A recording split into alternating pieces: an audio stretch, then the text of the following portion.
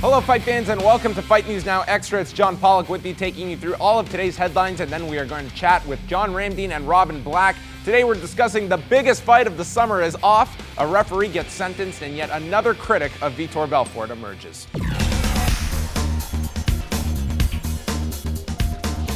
Referee Josh Rosenthal was sentenced on Tuesday in U.S. District Court to 37 months in prison with no chance of parole. Rosenthal was arrested in early 2012 after a federal raid where he was part of a massive marijuana operation that was said to be valued at $6 million. Upon release from his sentence, Rosenthal will also have a 3-year supervised probationary term. Ariel Helwani reported on UFC Tonight that Gegard Mousasi wants to fight Vitor Belfort in December when he comes back from ACL surgery, but Belfort believes Mousasi has not earned the right to fight him yet.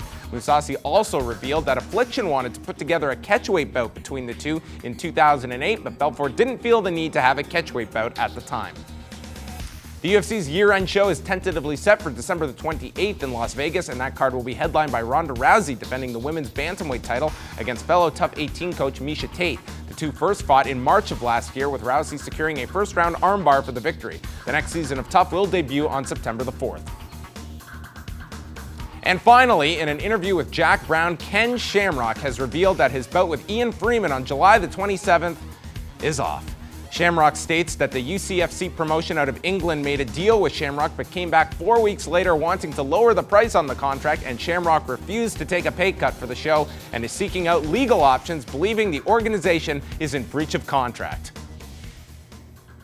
Well, guys, I don't know what is more criminal, the charges against Josh Rosenthal or taking this fight away from us. Ken Shamrock and Ian Freeman. I was stoked for this. I was too. I think that both of these guys were Age in the cage. Sure, but these guys, they're not going to go to the ground, not show any jiu-jitsu game. These guys were going to take the center of the cage and stand and trade and try to knock each other out. Perfect for the casual fans. For our viewers at home, he was being sarcastic and he was being honest.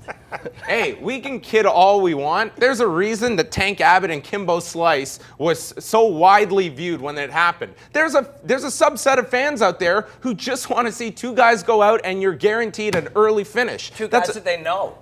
Two guys they're familiar with. Absolutely. You have name value and you have sloppy fighting. And that is, definitely there's a market for that. There's not everyone that wants to watch a technical masterpiece in a cage or a ring. It's very true. I mean, you know, people love fighting for a lot of different reasons, and there's a whole, as you said, subset. That's a good word. There's a subset of people who want to see two big dudes whose names they know punch each other in the face. I implore anyone, the next time they're at a bar at 2 a.m. and a fight breaks out, that they start breaking down technique and turn away because it's just not proper. However, if you watch boxing right now, you'll be able to get guys that stand in the center of the ring and trade and have technical abilities. Right now, boxing is absolutely on fire. So if you're looking for a slugfest, check out the world of boxing. It's killer. Let's chat about the Josh Rosenthal case. He was sentenced on Tuesday in Oakland. He is going to go to prison, federal prison, for 37 months with no chance of parole, part of his sentencing here.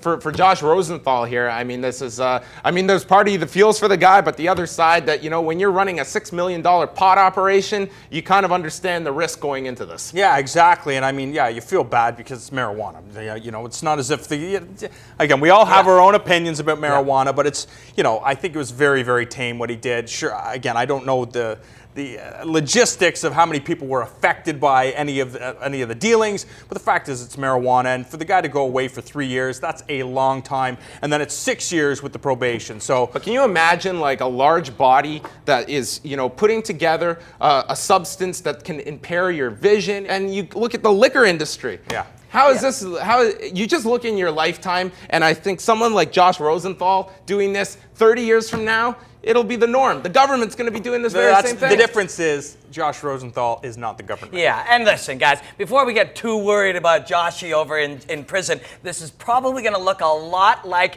the scene in Goodfellas where they're all eating roast beef and drinking red wine. He's going to be in minimum security prison, and everybody's going to think he's the coolest guy in the yard, a big guy who used to ref giant UFC fights. They will be taking care of his big ass all the time. He'll be getting free commissary and whatever Maybe he can call the second War MMA card via Skype.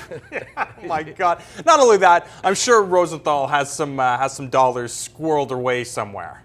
from this marijuana Do you think he dealing. paid taxes on those? Because there's trouble coming.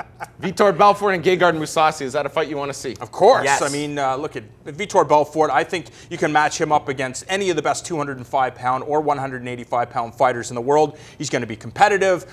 His goal right now is just to be a professional prize fighter and make as much money as he can. Mousasi wants to be recognized as one of the best in the world, and the way to do that is to face some of the other best in the world. Vitor has been telling everybody that what he does now is he's a prize fighter who will fight anybody, make good money, and put on a big show. But yet at the same time, he's saying, oh, this guy hasn't earned the right. Come on, Vitor, fight this guy. It's a great fight. But I understand Vitor's standpoint. Not a lot of people know Gegard Mousasi.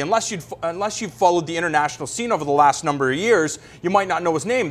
For the UFC, casual fans that watch this thing, they saw Mousasi take on Ilir Latifi, and he didn't look spectacular. So I can understand why Vitor Belfort wouldn't want to take a fight with Mousasi. Let him come in there, get a couple of big wins over some big names, and then they both can make some money together. It did produce an awesome quote from Vitor Belfort talking in the third person, stating, if you want to fight Vitor Belfort, you have to earn it. Well, yeah. Vitor's an interesting one, man. First, he goes and he wants everybody to beat up John Morgan at a press conference, and then he gets on a plane with him and gives him the world's longest heartfelt interview ever. Interesting character. We like those guys. Ronda Rousey, Miesha Tate, no surprise, they were always going to be fighting, but now we know December the 28th will be the year-end pay-per-view, which who knows what they put on as a co-feature, but I think Dana White obviously is going to be pumping up the current season of Tough, and I think that, with the females being a part of this cast, I think it is going to be a pretty successful season in terms of people that maybe haven't watched for a long time tuning in because of the novelty factor. Yeah, I agree, but what you have to do is they have to have their ducks in a row. They have to have, on that same card, I think you have to have a number one contender to come out of that fight, so you know who's going to be fighting either Miesha Tate or Ronda Rousey. If Rousey wins, we know that she's going to have a new opponent, but if Miesha Tate wins, then they have the rubber match. But I think you have to have a contender kind of waiting in the wings. Well, you should with Kat Zingano. I mean, she should be back by about March or April of next year, which timing-wise works out perfectly that she fights the winner. I think that, and you have her at cage side for that fight. So I think a lot of great options you have in the women's 135-pound division. But that is all for us. We've got more Fight News Now Extra coming your way.